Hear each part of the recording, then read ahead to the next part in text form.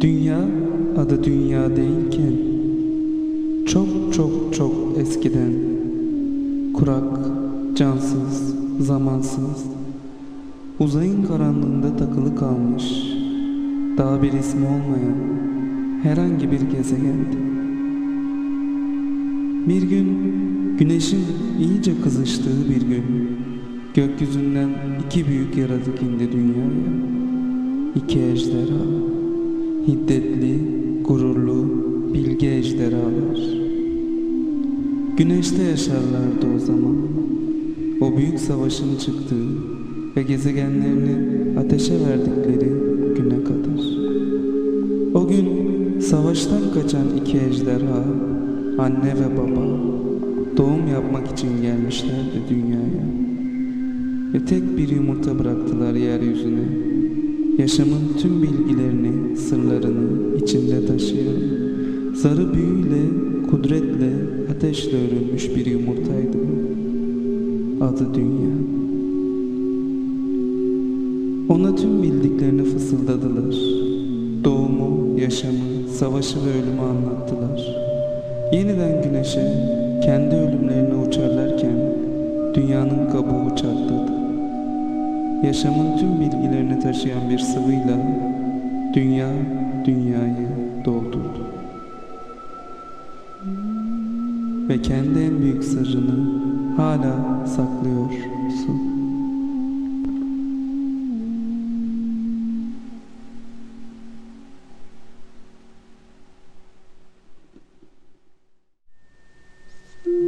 Ve su zamanı işledi.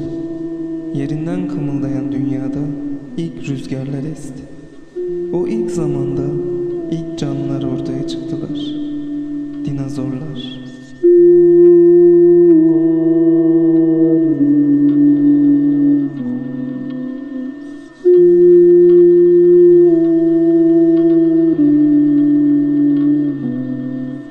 Acıyı, aşkı, savaşı nasıl öğrendiler? İlk kez doğurduklarında neler hissettiler? Ya dünyaya ilk kez gözlerini açtıklarında? Milyonlarca yıl sonra bugün doğan bir yavrudan farklı değildi hissettikleri.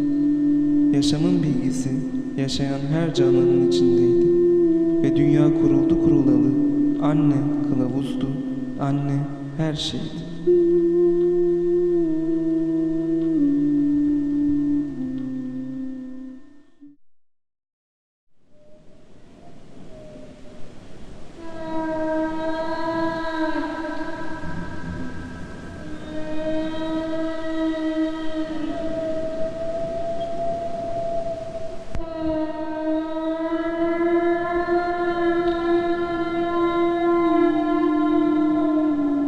Siyah ayı ormanda yürüyor yavrusuyla. Geçmiş günleri düşünüyor yürürken. İnsanların yaşadığı evlere yanaşırdı ayı. Nerede bir sarı ışık görse o pencerenin dibine gider, insanların anlattığı hikayeleri dinlerdi saklandığı yerde. Ayı ormanın ruhudur derlerdi. İyi genç reis, ormanın yaşlı adamı derlerdi. Bir hikayeye göre güneşi ayı kontrol ediyordu. Mevsimleri o belirliyordu. Kutsaldı, güçlüydü, şifacıydı ayı. Ve ayıya en garip gelen hikayeye göre ayının yavrusu biçimsiz doğuyor, ona şeklini ayı veriyordu.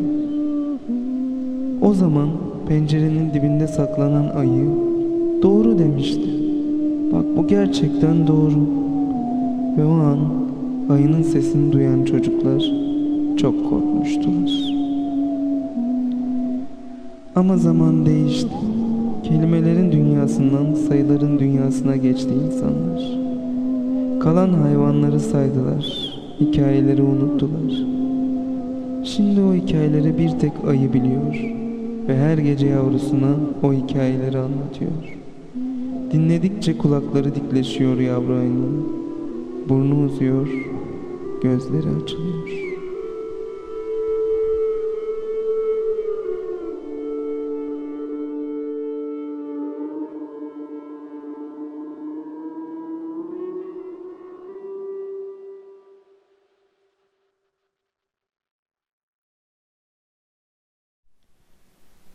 Aklın hikayesi bir cevizle başladı. Yeryüzüne ait olmayan, gökyüzünden düşen bir ceviz tanesiyle.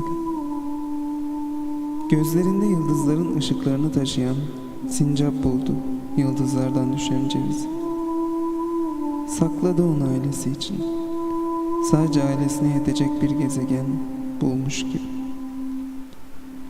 Bir kuyrukları fazla gelirdi belki. Oysa dünyaya da bir kuyruk gerekti. Uyurken üzerine çekebileceği sıcak, yumuşak. Bunları düşünürken uyudu sincap. Dünyanın kuyruğu yoktu ya, yıldızlardan bir yorganı vardı geceleri. Ve gündüzleri bulutlara şekiller verirdi. Çocuktu dünya. Zamanın ucu bucağı, şekli, belirgin çizgileri yoktu. Sonra bir gün sincapın cevizi çıkartmak için geldiği gün her şey değişti. O an orada olan insan tarafından avlandı sincap. Önce sincapı yedi her şeyi yiyen insan. Sonra cevizin içindeki beyni. Ve akıl her şeyi değiştirdi. Akıl insana saklama yeteneği verdi. İfadeler takındı insan yüzüne. Gülerken planlar yapabiliyor, ağlarken gülebiliyordu. Aklıyla virdi oysa her bir hayvan. Aklıyla, doğayla, ışıkla, suyla, ormanla bir. Üstün olan hayvan, kendi ikilikleri içerisinde çırpınan, parçalanmış, dağılmış, yüzüne ve ruhuna sahip olamamış insan değil. Hem bu dünyada aklını kullanan değil, akıl tarafından kullanılan canlı insan.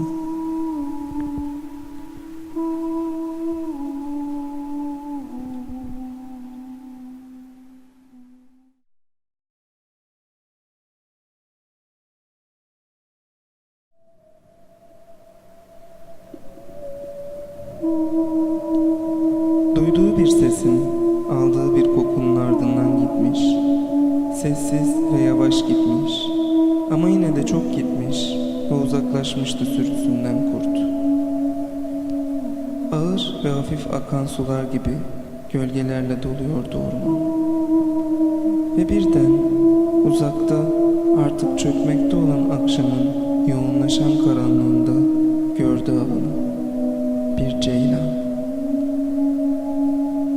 Gördü ama gözlerini gördü. Gitmek istedi peşinden ama ayakları gitmedi.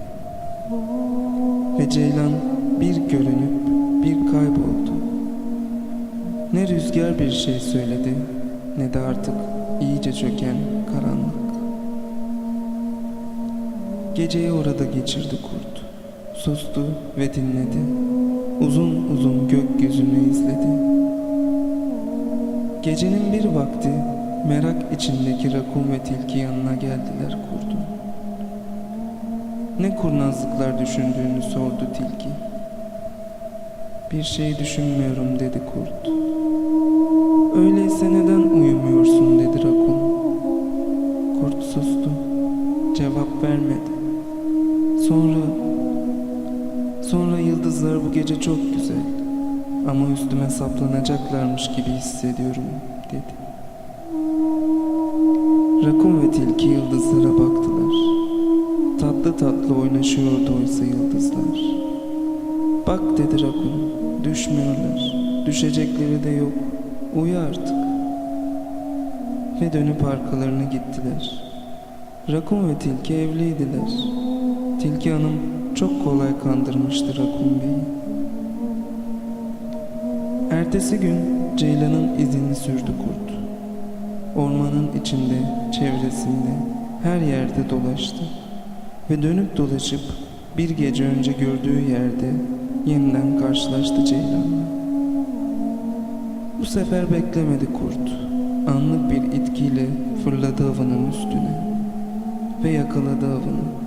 Ve geçirdi dişlerine etini. Saniyeler geçti. Dakikalar. Nefesini duydu. Kalbinin çarpışını hissetti damarlarında. çırpınışlarının azalışını, an be an canının çekilmesini. Sonra ağzını çektikten sonra kurt yeniden gözlerini gördü. Açık ve artık sonsuza bakan. Bir varken bir yoktu Ceylan. Gitmemesini istemişti sadece, kaybolmamasını. Gözlerindeki ürkekliği görmüştü kurt. Korkmaması gerektiğini söyleyecekti belki, kaçmamasını. Ama evet, korkması gerekti. Ceylan avıydı kurdun ve kendi dehşetinin avıydı kurt. O açık gözlerde yıldızları görüyordu şimdi. Yıldızlar üzerine düşmüyorlardı ya, kaburgalarının arasında bir şey vardı. Dağılan, paramparça olan akışını durduramadı.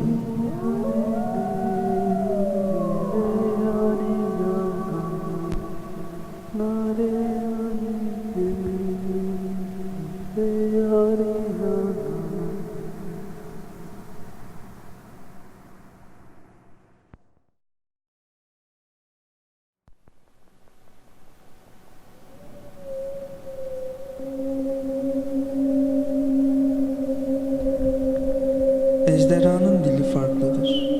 O, dünyanın dilinde konuşur. Dünyayı konuşur. Hayvanın dili tek anlamlıdır. Akan suyu, koşan avı, uyuyan geceyi konuşur. İnsanın dili ise ikilikler taşır. Konuştuğu, konuşmadığıdır.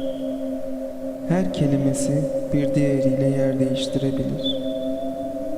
Severken öldüren insandır, kurt değil. Ejderha büyüyü bilir, büyüyü üfler. Büyü onun nefesidir.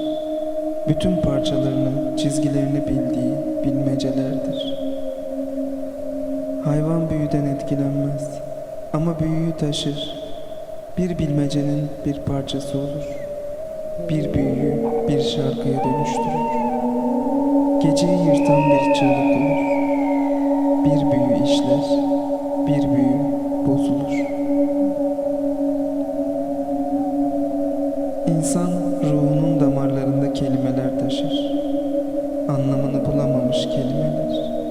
İçe akan zehir. Büyü damarlara kolayca sızar. Ruhu ele geçirir. Çünkü her kelime iki kelimedir. Büyü arka yüzlerdeki kelimelerde gezinir. Ve büyülenmiş bir kuklaya dönüşür insan. Seviyorum diyerek dişlerini geçirir. İki eliyle sevdiğinin boğazına yapışır ve ölüm onları ayırana dek bırakmaz.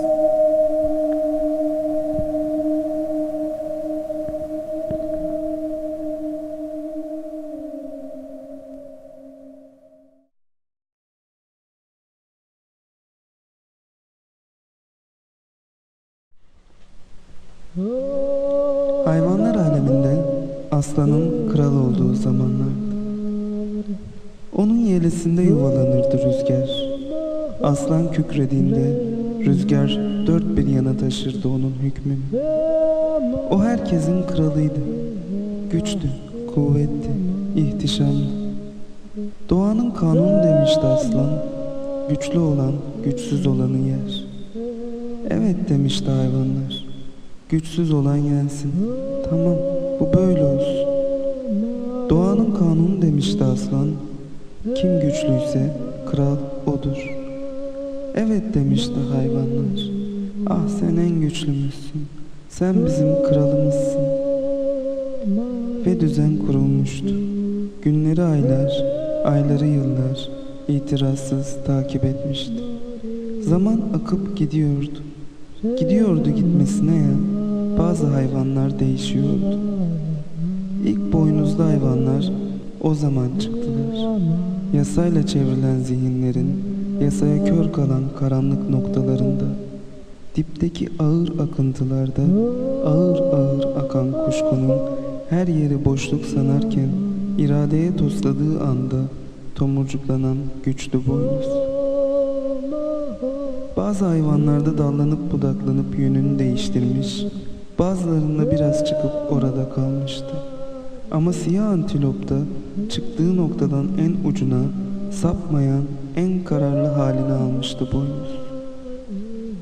Ve böylece siyah antilop olmuştu aslana kafa tutan. Yasa av ve avcı yasası olarak kaldıkça aslan avcı, biz av olacağız demişti. Doğanın yasasından bahsediyor aslan.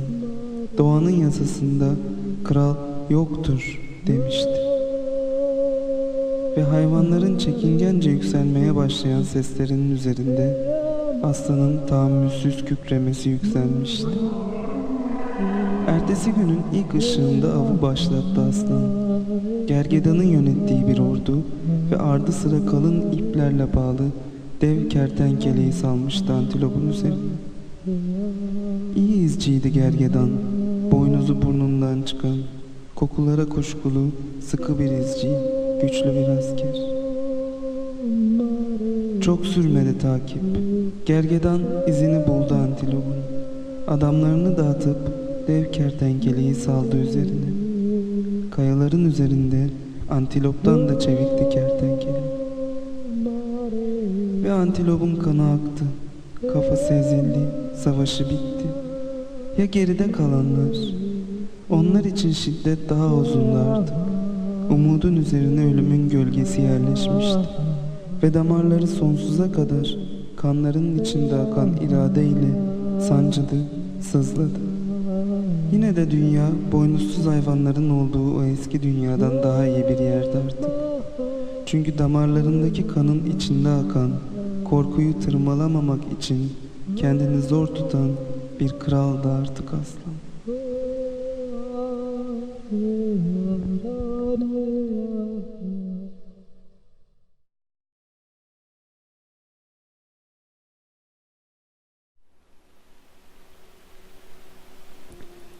Söz ateşin kıvılcımlarında doğar, rüzgarın yüze dokunuşunda, düşen yağmur damlasında, avuçtan akan toprakta. Ama her şeyin dönüştüğü yerde söz de dönüşür. Ateş geniş bir sıcak olur, salonları doldurur. Su bir makyaj temizleyicisi. Kürk bir kaban olur, deri bir çanta. Toprak unutulur, soğuk terk edilir. Ve bu yeni soğuk, bu yeni sıcağın arka bahçesi olur. Yalnızca katiller gider oraya. Söz donar, söz ağızların içinde kaybolur. Ağız ölüm yutkunan bir mağara. Gören yoktur, konuşan yok.